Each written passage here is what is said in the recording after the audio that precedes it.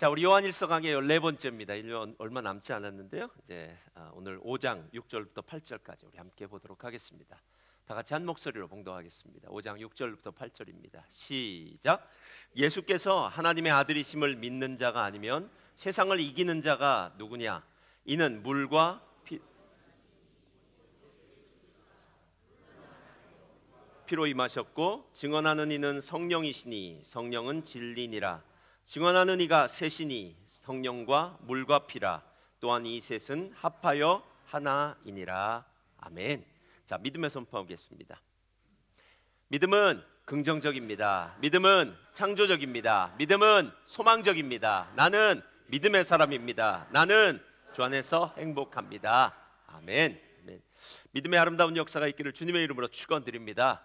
정말 여러분들과 함께 삼위일체라는 제목으로 함께 은혜를 나눠보기를 원합니다. 영국의 유명한 설교자, 정말 설교의 황태자라고 이야기하는데요, 스펄전 목사님이 한 번은 지방을 여행하는 중에 예배 시간이 되어서 작은 교회를 찾아가 예배를 드리게 되었다고 합니다.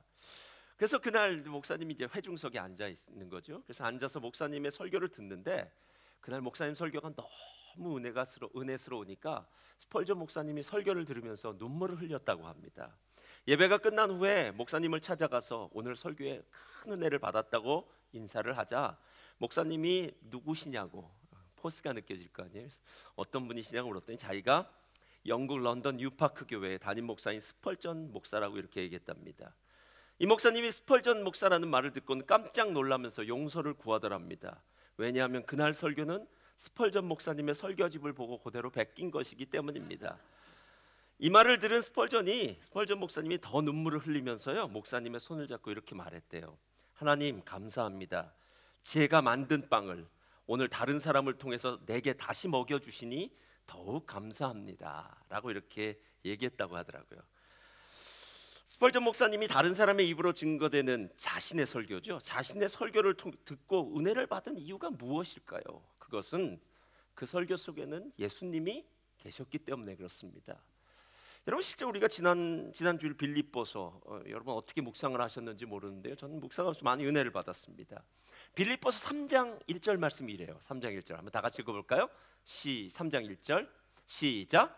끝으로 너희 기뻐하라. 너희에게 같은 말을 쓰는 것이 내게는 수고로움이었고 너희에게는, 여러분 그래서 같은 설교 들어도, 전 같은 설교는 안 하지만 같은 설교를 들어도 불평하지 말아야 될 이유는요, 같은 설교, 같은 걸 반복하는 것이 너희들에게는 안전하다라고 이렇게 이야기합니다.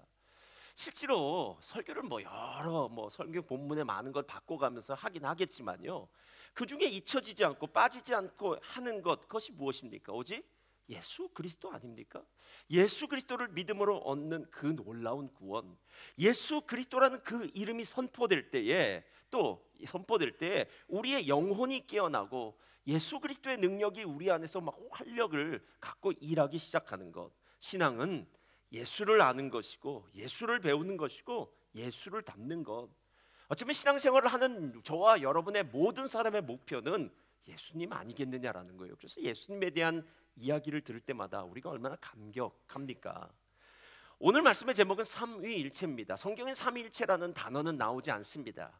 그런데 가끔 성부, 성자, 성령 이렇게 세 분이 함께 나올 때가 있고, 또 오늘 말씀처럼 참 신기하게도요, 물과 피와 성령, 이 세 가지가 예수님을 증거한다라고 얘기해서 셋이 마치 하나처럼 나오는 것 같은 삼위일체 이야기를 하는 경우가 있다라는 겁니다. 오늘 6절을 보면 뭐라고 합니까? 이는 물과 피로 임하신 이시니 곧 예수 그리스도시라. 물로만 아니요 물과 피로 임하셨고 증언하는 이는 성령이시니 성령은 진리니라. 증언하는 이가 셋이니 성령과 물과 피라. 또한 이 셋은 합하여 하나이니라. 그냥 읽으면 무슨 뜻인지 잘 모를 것 같은 이 말씀, 그러나 오늘 이 말씀이 하고 싶은 이야기는 이거라는 거예요. 예수님을 증언하는 게 세 가지가 있다. 예수님을 증거하는 게 세 가지인데 물과 피와 성령이다라는 겁니다. 그래서 이 물과 피와 성령이 어떤 의미인지를 오늘 알게 되면은요, 예수님이 어떤 분이신지에 대해서 우리가 더 깊이 알 수 있게 됩니다. 먼저 이 물과 피가, 성령은 우리가 잘 알고 있으니까요, 물과 피가 어떤 증거를 하는지에 대해서 보는 게 중요한데요, 물과 피에 대해서 우리만 고민하는 게 아니라 신학자들도 많이 고민을 했습니다. 그래서 어거스틴이라는 사람은 이렇게 얘기했대요. 예수님이 물과 피로 임하였다는 것은 예수님이 십자가에서 창의 허리를 찔릴 때 예수님의 몸에서 두 가지 액체가 나왔습니다. 바로 물과 피가 나왔다는 거예요. 그래서 오늘 말하고 있는 이 부분은 예수님의 몸에서 나온 물과 피를 의미한다. 그러니까 요한은 예수님의 제자로서 예수님의 십자가의 죽으심을 목격한 자이니까 예수님이 그냥 영적인 모습으로 이 땅에 잠시 왔다가 사라진 분이 아니라 우리와 같은 육신을 입고 이 땅에 오셔서 인간의 죽음을 경험하신 것, 그것을 목격했다. 그래서 물과 피는 바로 예수님의 몸에서 흘러는 물과 피죠. 이 두 가지 액체를 의미한다라고 얘기했습니다. 근데 그게 전부인 것 같지는 않고요. 플루머라는 신학자 이렇게 얘기합니다. 물과 피는 개신교의 최고의 두 성례전인 물세례와 성만찬을 상징하는 것이다. 좀 말 되거든요. 물은 예수님의 공생의 사역을 시작하신 물세례를 의미하고, 피는 예수님이 죽기 전에 마가의 다락방에서 맺은 언약의 피, 성만찬을 상징하는 십자가 사역을 의미한다. 그래서 예수님의 공생의 사역과 십자가 사역이 바로 예수님을 증거한다라고 이렇게 이야기합니다. 성령님은 예수님이 어떤 분이신지를 사도행전에서 증거하게 하니까요. 그래서 예수님의 물세례와 예수님의 언약의 피로 죽은 십자가 사역과 그리고 성령의 사역, 증인의 사역됨, 이 세 가지가 바로 예수를 증거하는 것이다 라고 이야기합니다. 저는 아무리 생각해봐도 이 후자가 훨씬 더 마음에 맞습니다. 왜냐하면 예수님이 공생애를 하시면서, 그러니까 물세례를 받으시면서 공생애 사역을 하시면서 예수님이 어떤 분이신지를 정확하게 가르쳐 주셨어요. 그래서 우리가 마태복음 16장 16절 뭐라고 이야기합니까? 주는 그리스도시요 살아계신 하나님의 아들입니다. 그러니까 공생애를 통해서 제자들이 분명히 하나님의 은혜 가운데 예수님을 만나고 예수님을 알았던 놀라운 은혜가 있다는 겁니다. 근데 그게 전부가 아니에요. 예수님이 십자가에 죽으시고 부활하심으로 말미암아 예수님이 진짜 주인이 되신 것, 이건 사도행전에서 베드로가 설교할 때 나오는 구절이다라는 겁니다. 그리고 이 모든 일을 진리 가운데로 인도하고 주관하고 예수를 믿게 하는 것, 그것은 바로 성령님이 하시는 일. 그러니까 예수님의 공생의 사역, 십자가의 사역, 그리고 사도들의 증인 사역, 이것이 중요하다는 겁니다. 그래서 오늘 이 세 가지를 함께 나누기로 원합니다. 첫째로 다 같이 읽겠습니다.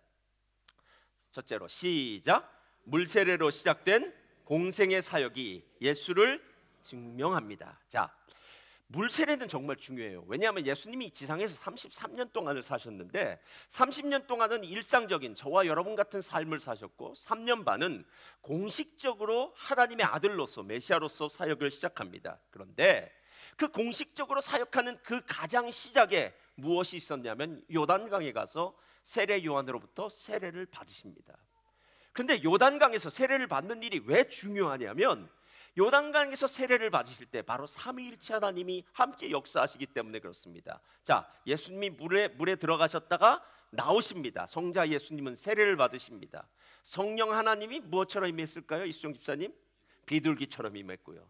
성부 하나님은 그때 하늘에서 소리가 있어서 이는 내 사랑하는 자요 기뻐하는 아들이라 라는 예수님과 성령님과 하나님이 함께 어우러져서 하나님이 하나님의 나라를 증거하시고 선포하시는 사역을 예수님의 어깨 위에 짐지우게 한 것, 바로 예수님의 공생의 사역을 의미하는 아주 중요한 부분이다라는 겁니다. 여러분, 예수님이 왜 3년 반 동안 공생의 사역을 하셨을까요? 그 이유는 이것입니다. 만약에 예수님이 그냥 오셨다가 십자가에 죽기만 하셨으면 우리는 하나님이 어떤 분인지를 알지 못했을 겁니다.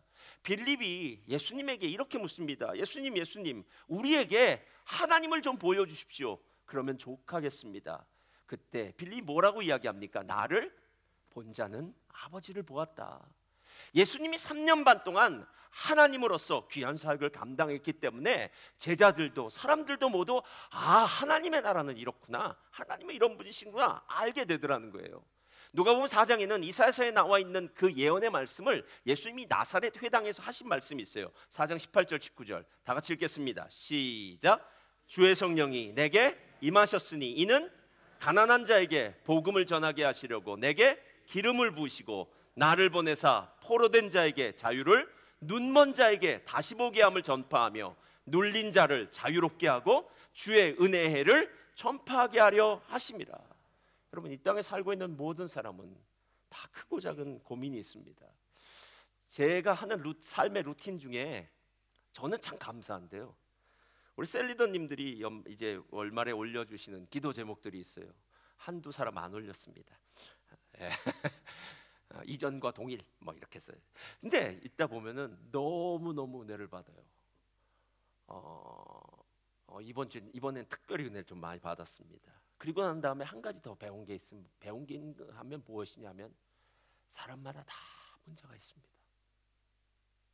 야, 어느 집사님은 정말 문제 없을 거야.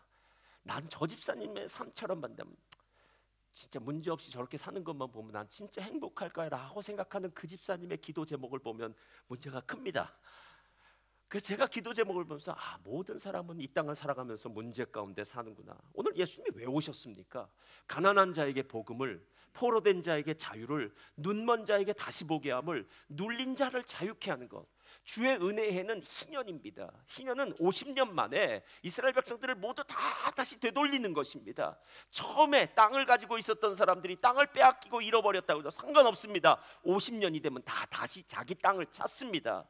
포로로 잡혀갔습니까? 아니면 노예로 잡혀갔습니까? 상관없습니다. 50년이 되면, 희년의 나팔이 불면 모든 것이 다 회복되어지는 놀라운 은혜. 예수님이 오신 이유가 이 희년을 선포하기 위해서 오셨다는 것. 포로된 자, 눈먼 자, 눌린 자, 가난한 자, 이 땅에 고통받는 모든 자들이 하나님의 은혜 가운데 회복된다는 것. 그래서 여러분, 예수님을 따라다니던, 공생애 가운데 따라다니던 사람들이 얼마나 큰 은혜를 받았습니까? 예수님을 향해서 환호하지 않았습니까?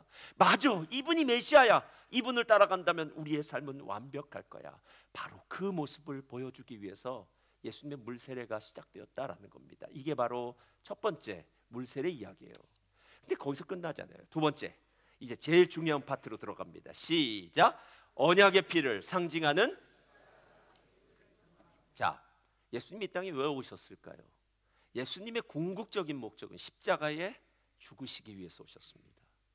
십자가에 죽으시기 위해서 오셨다는 건요, 예수님이 하나님이 어떤 분이신지, 하나님의 나라가 어떤 것인지를 가르쳐주는 것 오케이. 그냥 궁극적으로 하나님의 나라를 선포하는 것만 중요한 것이 아니라 하나님 나라를 향한 길을 열어놔야 될 거 아니에요. 막혀졌던 길, 끊어졌던 길, 단절되었던 길을 열어놓는 것.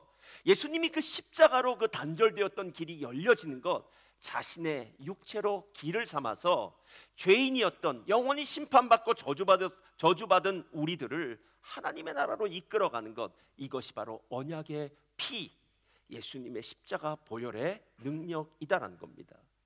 십자가는 예수님의 구원 사역의 절정입니다. 그래서 실제로 십자가의 사역, 십자가 보혈의 의미를 알면 알수록, 깊어지면 깊어질수록 우리의 신앙은요 훨씬 더 풍성해집니다. 여러분, 우리 순복음교회는 매달 첫 주일마다 성만찬을 뗍니다. 제가 예전에 침례교를 가서, 칼리지 미션 때 침례교를 가서 갔더니요, 매주 떼더라고요. 매주. 그래서 야, 참 대단하다. 어떻게 매주 성찬을 떼고 하는데요, 거기 또 큰 빵을 갖다가 이렇게 떼기도 하고 막 그러더라고요. 왜 성찬을 뗍니까? 이유는 간단합니다. 우리들이 자꾸 잊어버리기 때문에 그렇습니다. 나는 이미 구원받을 때 십자가의 은혜로 구원받았다고 생각하는데 시간이 흐르면서 자꾸 잊어버려요. 그 구원의 감격, 구원의 은혜, 십자가 보혈의 능력, 예수님이 왜 이 땅에 오셨는지, 예수님이 왜 십자가를 지셨는지 그 사실이 자꾸 잊어버려지니까 신앙생활 하는 게 힘들어지고, 주님 믿는 게 답답하고, 힘들 때마다, 무거운 짐처럼 느낄 때마다 아니라는 거예요. 성만찬을 떼면서 다시 한번 이 잔은 너의 죄를 위해서, 너를 구원하기 위해서, 너를 대속하기 위해서 예수님이 흘려주신 피야 라고 이야기하고, 그것을 상징적으로 우리가 마심으로 말미암아 다시 한번 예수님의 피의 의미, 십자가의 의미를 알게 되어서 예수님이 어떤 분이신지를 온전히 증거한다라는 겁니다. 십자가의 보혈이 얼마나 중요한지를 생각하시면요, 히브리서를 봐야 돼요. 히브리서 9장을 보면 이렇게 얘기합니다. 그리스도께서는 장래 좋은 일의 대제사장으로 오사 손으로 짓지 아니한 것, 곧 이 창조에 속하지 아니한 더 크고 온전한 장막으로 말미암아. 12절 다 같이 읽겠습니다. 시작. 염소와 송아지의 피로 하지 아니하고 오직 자기의 피로 영원한 속죄를 이루사 단번에 성소에 들어가시니라. 그러니까 예수님이 대제사장인데요, 예수님 뒤엔 우리가 다 붙어 있는 사람들이에요.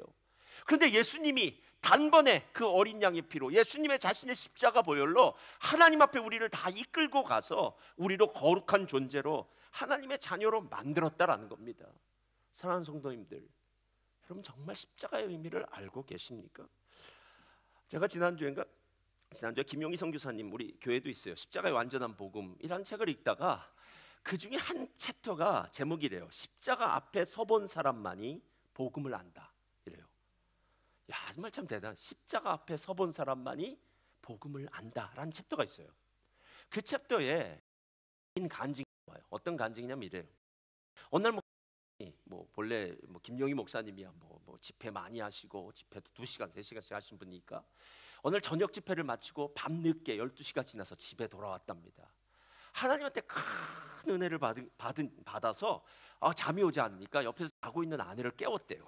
막 깨워서 당신은 나를 누구라고 하느냐, 어떤 사람이라고 부르고 싶으냐고 이제 부인한테 묻는 거예요. 그러니까 아니 지금 자정이 넘게 들어와서 자고 있는 아내를, 좀 간 큰 남편이에요, 저 아내를 깨우고 누구냐고 물으니까 사모님이 그냥 귀찮다는 표정으로 이렇게 말했답니다. 당신은 훌륭한 전도자지요, 이렇게 말했답니다. 다른 때 같으면 당신은 훌륭한 전도자지요 하는 말에 만족하면 넘어갔을 것 같은데, 그날은 너무 센 은혜를 받고 와서 그 대답이 성에 차지 않더랍니다. 그래서 다시 이렇게 물어봤대요. 그건 내가 아는데 남편으로 내가 어떤 사람인지 묻는 거야, 솔직하게 얘기해줘, 이렇게 얘기했답니다. 그랬더니 보통 이런 것도 우리는 안 묻습니다, 이런 거. 무슨 대답이 나올지 다 알고 있으니까요. 왜냐면 안 돼. 목사님 그때 은혜를 많이 받으셨나 봐요. 그래서 그렇게 물으니까 사모님이 일어나더니 정색을 하고 앉아서 5분 동안 침묵을 하더랍니다. 그리고 5분 동안 침묵을 하고 난 다음에 목사님에 대해서 이렇게 얘기했대요. 남편인 당신에 대해 말하자면 당신은 무서운 사람이에요, 이렇게 얘기했답니다. 아니, 다른 말은 자기가 다 들어줄 준비가 되어 있었대요. 근데 무서운 남편이라고, 무서운 사람이라는 말은 목사님에겐 전혀 은혜가 되지 않았답니다. 목사님이 진짜 듣고 싶었던 말은 이거래요. 이 세상에서 가장 성경적인 남편이었다라는 소리를 듣고 싶었는데, 그게 아니라 가장 무서운 사람이라는 소리를 듣고 정신이 번쩍 들었답니다. 그리고 나서 자신의 뒤를 돌이켜 보니까 자신이 남편으로서 정말 성경적이지 않았다는 것을 깨닫고, 아내에게 성경적인 남편이 되지 못했다는 것만으로도 당신에게 큰 죄를 지었다고 용서를 구했다고 합니다. 아내의 정직한 대답을 듣기 전까지 목사님은 자신에 대해 착각했습니다. 근데 제가 이게 십자가에 대한 착각이라는 생각이 들어요.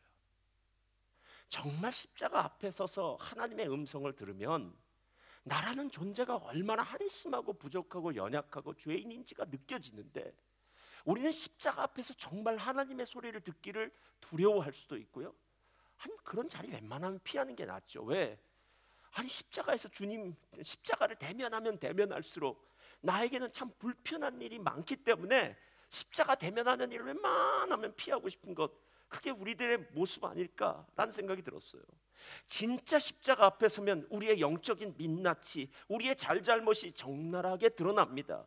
십자가는 예수가 우리의 죄를 위해 십자가에 죽으신 곳입니다. 저와 여러분의 죄가 얼마나 크길래 십자가에서 그 희생의 피를 흘리셨을까요?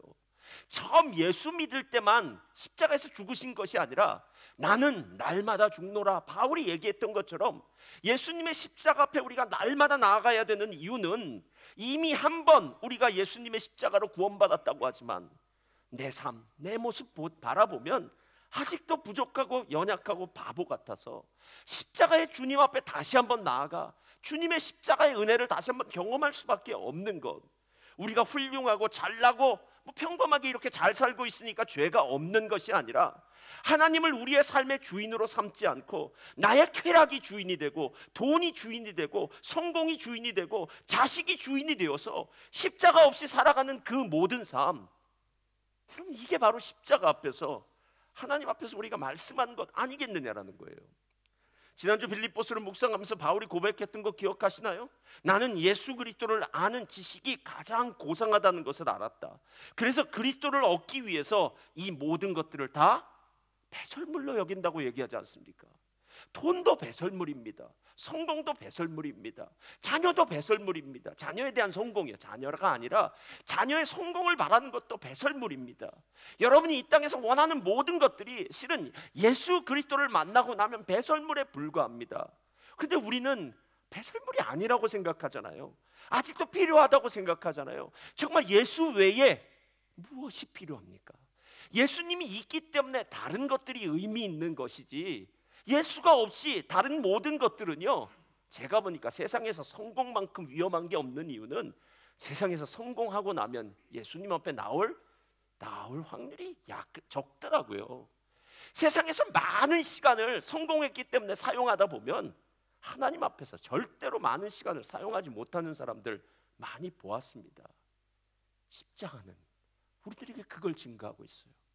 날마다 십자가 앞에 나와서 내가 어떤 존재인지를 십자가의 거울 앞에 비추어 보면 하나님, 또 십자가를 의지합니다. 나의 부족하고 연약한 것 주님 도와주세요. 불쌍히 여겨주세요. 마치 소경 바디메오가 고백했던 것처럼 다윗의 자손 예수여, 나를 불쌍히 여기소서. 이 말은 그 사람이 진짜 불쌍해서가 아니라 진짜 십자가를 경험하는 사람들이 매일 고백하는 것이다라는 거예요. 거기서 끝나지 않습니다. 세 번째, 이제 성령이 하는 일이 있는데요. 성령, 다 같이 읽겠습니다. 시작. 성령은 예수를 증거하고 예수의 사람을 만드는 거예요. 이게 중요해요. 성령은 예수를 증거할 뿐만 아니라 우리 안에 들어오셔서 예수의 사람으로 만듭니다. 그래서 사도행전 1장 8절 뭐라고 이야기합니까? 오직 성령이 너희에게 임하시면부터 시작해요. 너희가 권능을 받고 변화된다는 겁니다. 증인이 될 뿐만 아니라 너희의 삶이 하나님의 능력과 은혜로 새로워진다는 겁니다. 복음서에 예수님을 따라다녔던 사람들을 일컬어 12제자라고 얘기합니다. 그런데 사도행전에서 예수님을 따라다녔던 사람들을 더 이상 12제자라고 말하지 않고 12사도라고 부릅니다. 제자라는 말의 뜻은 무엇이냐면 스승의 인격, 스승의 가르침을 배우는 사람이 제자라면 사도는 보내심을 받은 사람입니다. 그러니까 보내심을 받았다는 것은 하나님 뭔가 줬기 때문에 보낸 거죠. 사명을 주어서, 사명을 감당할 수 있는 능력을 주어서 세상에 보내서 그 사명을 감당하여 하나님의 영광을 나타나게 하는 사람, 그 사람이 바로 성령의 사람, 성령의 증거를 자신이 먼저 받고 자신을 통해서 이웃에게 증거한다라는 겁니다. 오늘 요한이 말하는 세 가지 증거자인 물과 피와 성령은 모두 예수님이 어떤 분이신지를 알게 만들고, 그렇게 예수님을 정확히 알고 나면 우리의 모습이 달라지는데, 태도가 달라진대요. 예수님 앞에서 두렵고 떨림으로 서게 돼요. 정말 두렵고 떨립니다. 신앙생활을 오래 하면 오래 할수록 더 떨립니다. 오늘날도 말씀을 생각하면서 제가 제 자신에게도 한참 말을 했는데요, 선줄로 생각하는 자는 넘어질까 조심하라고 얘기합니다. 여러분, 우리는 서지 않았습니다. 주님의 손 붙들고 있는 동안만 서 있는 겁니다. 잠시 주님의 손 내려놓는 순간 우리는 또 미아가 돼버리고 맙니다. 여러분, 주님의 손 놓치고 사는 경우가 얼마나 많습니까? 사랑하는 성도님들, 만약 우리의 자녀들이 지금 셀렉티브 학교를 들어가기 위해서 시험 준비를 한다고 한번 보세요. 그럼 우리 자녀가 셀렉티브 학교에 들어가서 시험 준비를 한다면, 야, 놀면서 준비해. 친구들하고 게임도 하고 놀기도 하고 시내 구경도 하고 영화도 보고 같이 놀면서 공부하라고 얘기할까요? 그렇게 얘기한 사람 한 사람도 없습니다. 야, 너 시험 준비를 하고 있으니까, 쉽지 않은 시험이니까 내 삶의 포커스를 공부에 맞춰야 돼. 여러분, 우리의 인생은 어디에 포커스를 맞추느냐, 어떤 방향을 잡느냐에 따라서 우리의 인생이 결정됩니다. 어떤 사람들이 만약에 돈을 버는 것에 자신의 목표를 결정했다면요, 이 사람이 열심히 돈 벌면 됩니다. 2잡, 3잡, 아니 더 많은 페이를 주는 것, 더 많은 페이를 주는 시간에 일하면 됩니다. 이쪽 저쪽 많이 바꾸면 됩니다. 높은 연봉 협상해서 받으면 됩니다. 그래서 돈으로 방향을 정했다면 그렇게 살면 됩니다. 어떤 사람이 만약에 건강으로 자신의 방향을 정했다면 이 사람들은 먹는 걸 조심하고요, 또한 운동을 열심히 하면 됩니다. 어떤 사람들이 사람과의 친분, 교제, 노는 거겠죠. 이게 삶의 방향으로 정했다면 좋은 친구들과 함께 좋은 곳으로 여행 가서 좋은 것 맛있게 먹으면서 좋은 시간 가지십시오.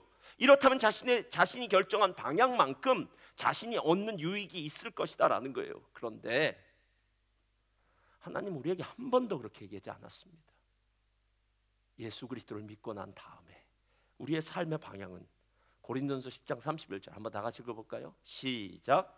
그런즉 시작. 그런즉 너희가,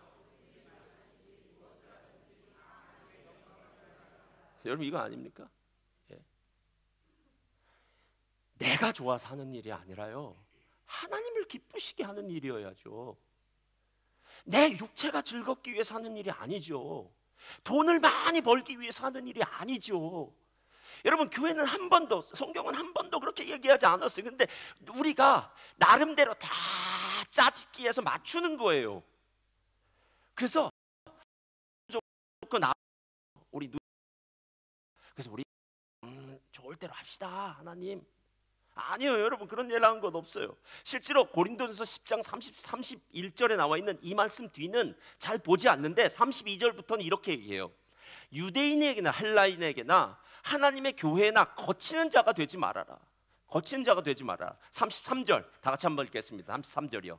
33절 시작. 나와 같이 모든 일에 모든 사람을 기쁘게 하여 자신의 유익을 구하지 아니하고 많은 사람의 유익을 구하여 그들로, 그럼 이 얘기가 함께 있는 거예요. 자기의 유익을 구치 않고 많은 사람의 구원을 위해서 일하는 거예요. 그래서 여러분이 돈을 벌어도 이 돈으로 영혼을 구할 생각을 하면서 돈을 벌어야죠. 여러분이 만약에 사람들을 만나도 영혼을 구할 것으로 생각해야죠. 여러분이 건강한 이유는요, 건강해서 뭐 하시려고요? 건강해서 100세까지 열심히 놀고 싶은 대로 노는 것, 하고 싶은 대로 하려고 건강한 것은 의미가 없습니다. 하나님의 일을 감당하는 거 아니겠습니까? 어제 선교 바자회를 은혜 가운데 마쳤습니다. 제가 선교 바자회 마지막 학진 갔을 때 많이 걱정하고 염려했어요. 사실 우리 집사님 너무 잘 수고하시고 다 수고하시는데 우리 성도님들이 좀 힘들어하고 지친 것 같아서 하나님께 기도했어요. 하나님, 이번 선교 바자회 때 우리 집사님들 지치지 않게 해달라고, 힘들지 않게 해달라고 막 이렇게 얘기하면서 함께 얘기했는데 나중에 보니까 우리 집사님들 너무 행복하고 기쁘게 귀한 일들 감당하더라고요. 근데 몇몇 집사님들은 자신의 직장이나 일터에서 지인들을 불러서 또 교회에 오게 하고, 또 어제 우리 전수사님 같은 경우는 교회 어느 분이 오늘 예배 오시려고 그러는지 막 교회를 물어보고 예배를 물어보고 해서 전도도 했다고 그러더라고요.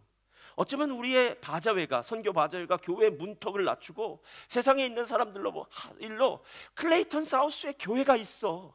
클레이턴 사우스에 교회 공동체가 있고 이 안에 살고 있는 사람들, 이 안에서 있는 사람들은 얼마나 행복한지 몰라.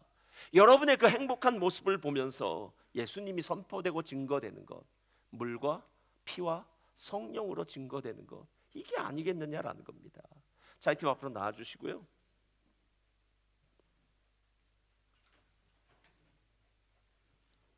예수님을 아는 것이 복입니다. 그리고 예수님을 닮는 것이 복이고요. 예수님으로만 가득 채워진 게 복입니다. 여러분이 들어야 될 말은 이 말이에요. 우리 엄마는 예수님밖에 몰라. 우리 아빠는 예수님에게 미쳤어. 여러분, 예수님에게 미쳤다는 얘기가 어쩌면 최고의 복이에요. 우리는 너무 안 미쳤어요. 그렇지 않나요? 너무 안 미쳤어요. 그래서 우리 엄마 아빠를 보면, 우리 엄마 아빠 교회에서는 그런 사람인지 모르지만 야망이 있어. 세상에서도 잘 되기를 원하고, 내가 지금 어느 대학을 가서 돈 많이 벌기를 원하고. 야, 그거 알아? 우리 엄마가 12학년 때는 교회도 좀 쉬라 그러더라. 이런 얘기 들으면요, 여러분 정말 막 화가 납니다. 화가 나요. 네. 단식 투쟁을 해서라도 우리 엄마 아빠는 예수에 미쳤어. 우리 엄마는 정말 예수님 때문에 죽고 예수님 때 사는 것 같아. 그 얘기 들었으면 진짜 좋겠는데요. 저와 여러분의 인생 가운데 그런 은혜가 있기를 주님의 이름으로 축원드립니다.